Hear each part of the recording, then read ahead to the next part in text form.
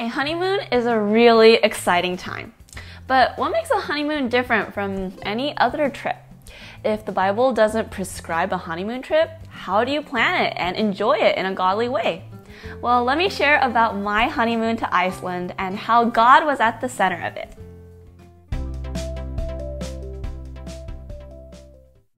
Hi everyone, it's Alisa from Captivated by Him. Here on this channel, we bring you content about how to live a life that is captivated by God. We have covered several different series of topics over the years, but every once in a while, we also share about our own personal lives to encourage you to focus on God in all areas of life. And today, that area is going to be about newlywed life, specifically the honeymoon trip.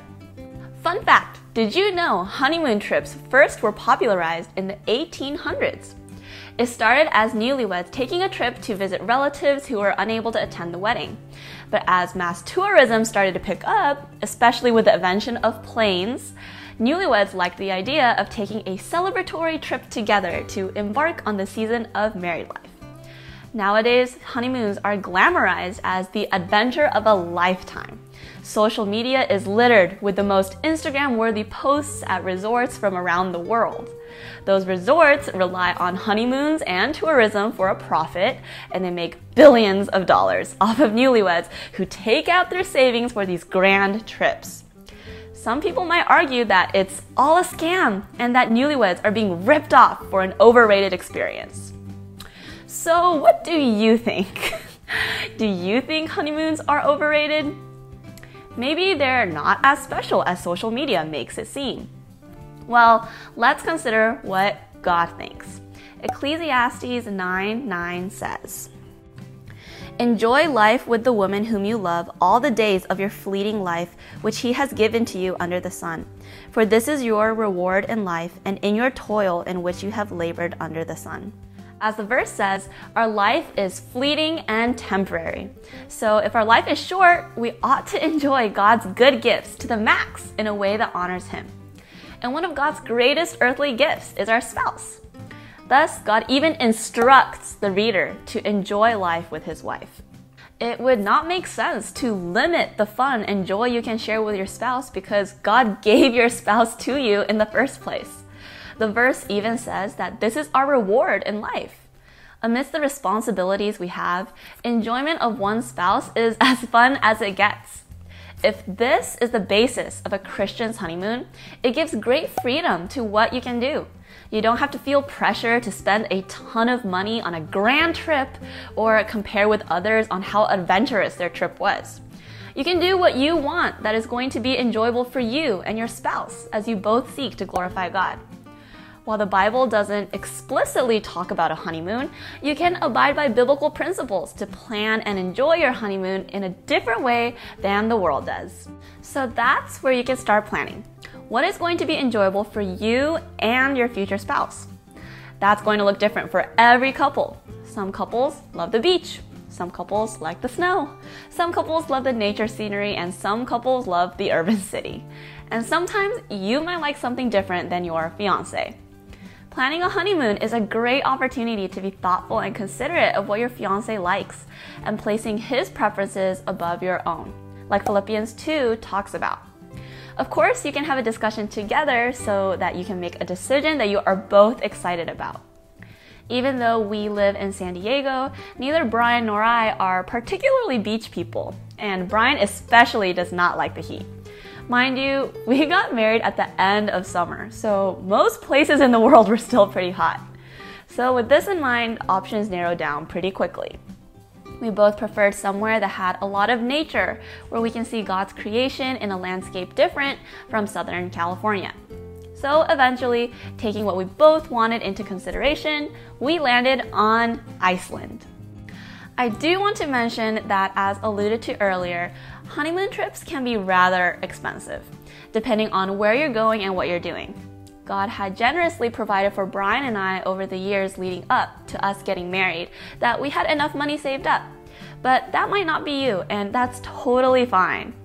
A great honeymoon isn't dependent on where you go or what you do. But again, as stated in the verse from Ecclesiastes, it's about enjoying God's gift to each other as husband and wife.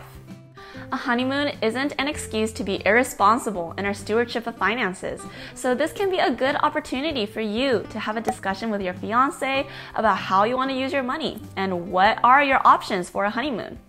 Weddings can cost a lot of money, so you can decide together where you want to invest and use the money God has given you. So in this way, you are already honoring God by being thoughtful and responsible for what He's given you. We have friends at our church who took a road trip to Monterey in Northern California for their honeymoon. While that might not be a popular honeymoon spot, I know they both had so much fun because they enjoyed every single moment of it together as brand new husband and wife. They sent us pictures on their trip, and you just can't deny the excitement and adoration they had for each other. When the focus is on enjoying God's gift of your spouse, any honeymoon can be the best honeymoon for you. But if you're planning a honeymoon, I would 10 out of 10 recommend Iceland. It was absolutely gorgeous. There was so much to see and do. We got to go kayaking around glaciers, we snorkeled in glacier water, we enjoyed the natural hot springs at the Blue Lagoon, and we also got to go on several epic hikes and saw more waterfalls than we can count. Through all these various activities, we were really struck by how amazing God is in His grand creation and design. It honestly made me feel so small seeing the vast mountains and open landscapes, like it says in Psalm 8:3-4. When I consider your heavens, the work of your fingers, the moon and the stars which you have ordained, what is man that you take thought of him, and the son of man that you care for him? This is another way you can make sure your honeymoon is set apart from the world, by acknowledging God during the trip. Other ways you can possibly do this could be going to historic sites or museums and appreciating God's sovereignty over human history. Or maybe enjoying cultural cuisine and praising God for all the wonderful flavors you can enjoy with your sense of taste. Always look for ways to see God's character and work and marvel at who He is. This is something you can take into account when planning your honeymoon too. Don't just consider what might be fun for you and your spouse, but what would help you both grow in your affection for the Lord. You don't want to be doing sinful activities, things that might lead to temptation or affect your witness for God in a negative way. So if you're thinking about visiting a bunch of wineries or casinos, you might want to rethink that.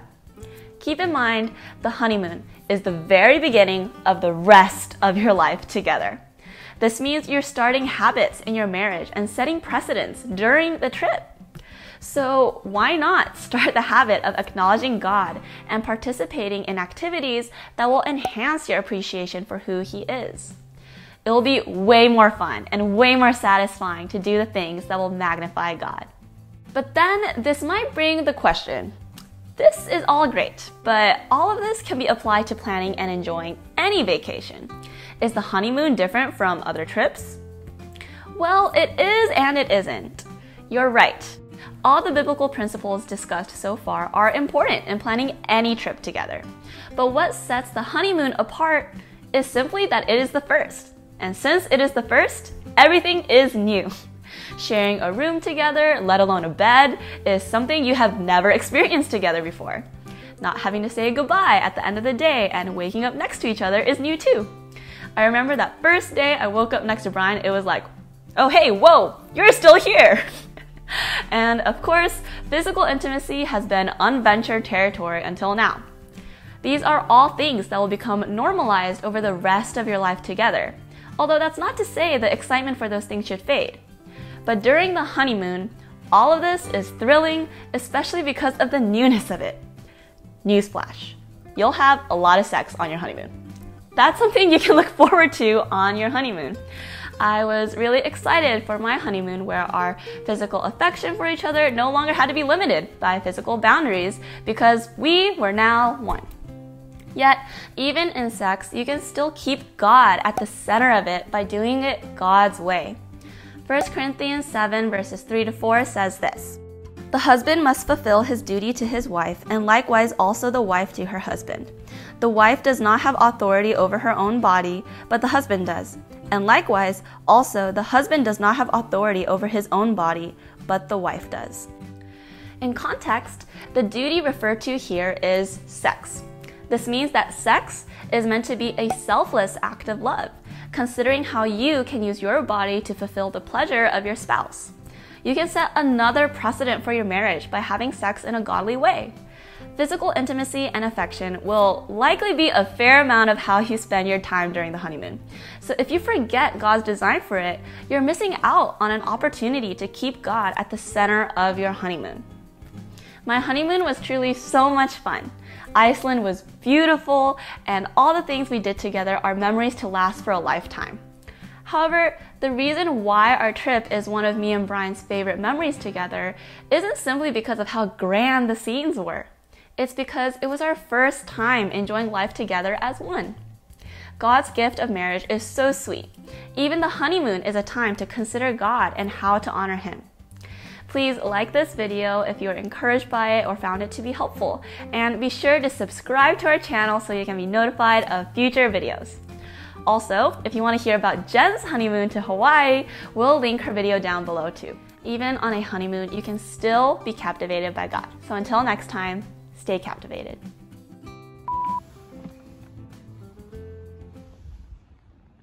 It's a she!